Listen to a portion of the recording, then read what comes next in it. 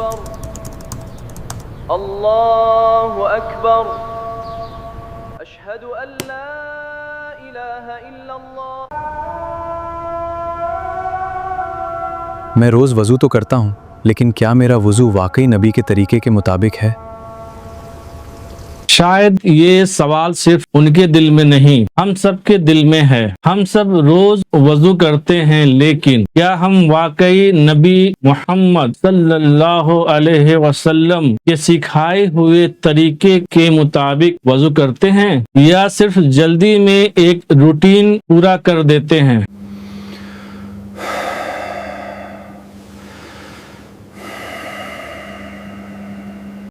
اے ایمان والو، اسلام میں پورے داخل ہو جاؤ اور شیطان کے قدموں پر نہ چلو، بے شک وہ تمہارا کھلا دشمن ہے۔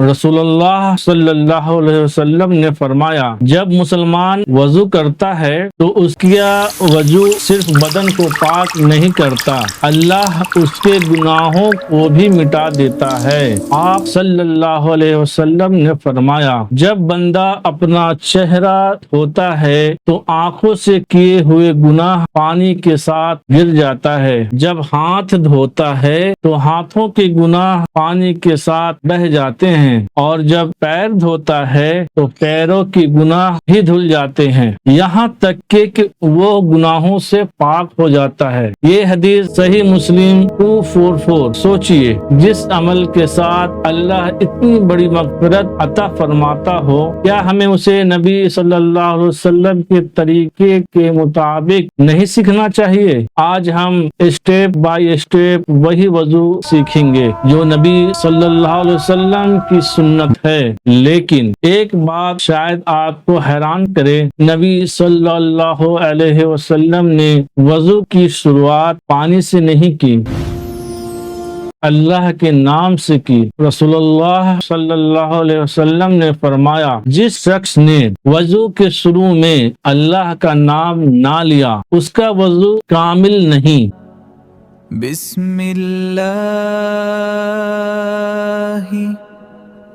اس لیے علماء نے بیان کیا ہے کہ وضو کی شروعات بسم اللہ سے کرنا سنت مؤکدہ ہے، اور بہت سے علماء نے اس کی اہمیت پر زور دیا ہے۔ ابو داؤد 101، ترمذی 25، ابن ماجہ 399۔ اب سوال یہ ہے، کیا نبی صلی اللہ علیہ وسلم بسم اللہ کے بعد سیدھا چہرہ دھوتے تھے؟ نہیں، اس سے پہلے بھی ایک خوبصورت سنت ہے جسے بہت سے لوگ بھول جاتے ہیں۔ وضو کی شروعات اپنے دونوں ہاتھوں کو کلائیوں تک دھو کر کرتے تھے، ایک بار، دو بار اور تیسری بار۔ یہ صرف صفائی کے لیے نہیں بلکہ اللہ کی عبادت کی تیاری کے آداب بھی ہیں۔ مسواک، رسول اللہ صلی اللہ علیہ وسلم نے فرمایا، اگر میری امت پر مشکل نہ ہوتی تو میں انہیں ہر وضو کے وقت مسواک کا حکم دیتا۔ یہ حدیث بتاتی ہے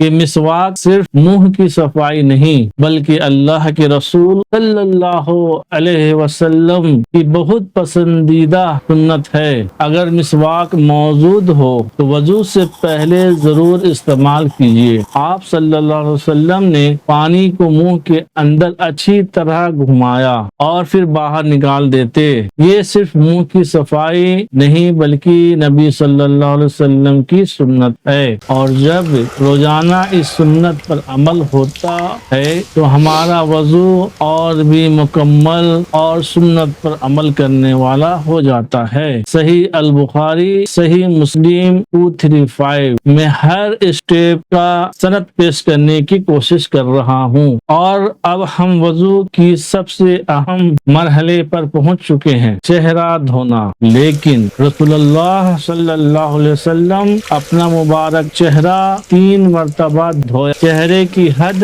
جہاں عام طور پر بال اگتے ہیں وہاں سے ٹھڈی تک، اور ایک کان سے دوسرے کان تک، اور اگر داڑھی ہو تو نبی صلی اللہ علیہ وسلم اس کا خلالہ۔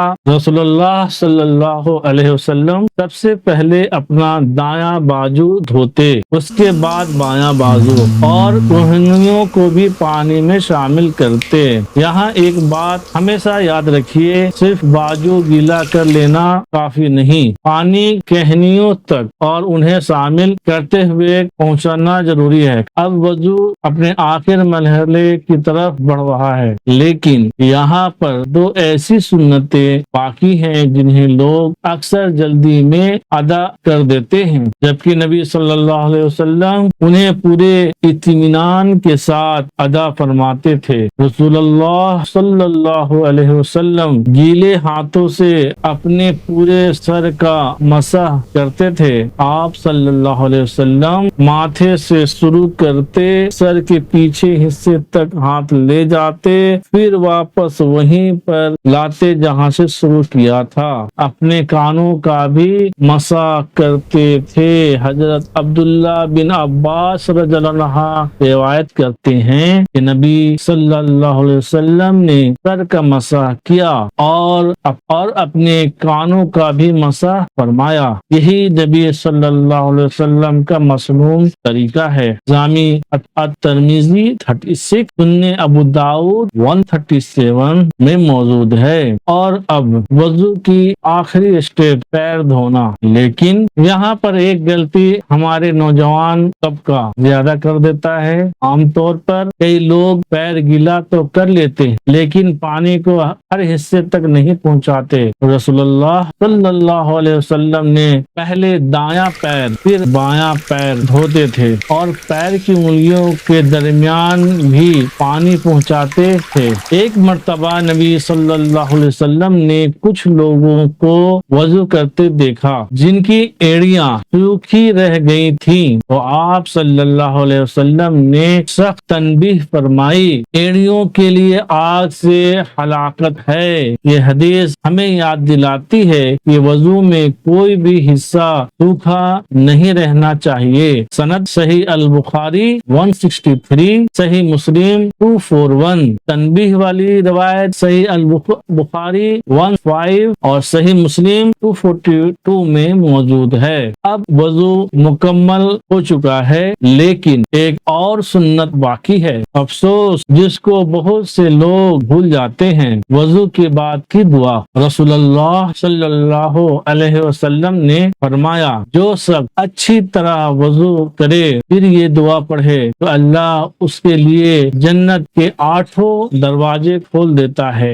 حدیث نمبر صحیح مسلم 234۔ یاد رکھیے، وضو صرف نماز کی تیاری نہیں، یہ اللہ کے سامنے کھڑے ہونے کی تیاری ہے۔ اس لیے اگلی بار جب بھی وضو کریں، ہر قدم ہر اسٹیپ پر سنت کو زندہ کرنے کی نیت رکھیے۔ اگر یہ ویڈیو آپ کے لیے فائدہ مند رہی ہو تو اسے اپنے گھر والوں اور دوستوں تک ضرور شیئر کیجیے۔ ہو سکتا ہے آپ کے شیئر کرنے کی وجہ سے کسی کا وضو نبی صلی اللہ علیہ وسلم کے طریقے کے اور قریب ہو جائے۔ اور اگر آپ روزمرہ کی اوتھینٹک سنت قرآن اور صحیح احادیث کی روشنی میں سیکھنا چاہتے ہیں تو انٹر اسلام کھلی کو سبسکرائب کرنا نہ بھولیے۔ اور لاسٹ میں وضو کے بعد کی دعا، اشہد ان لا الہ الا اللہ وحدہ لا شریک لہ واشہد ان محمدا عبدہ ورسولہ۔ السلام علیکم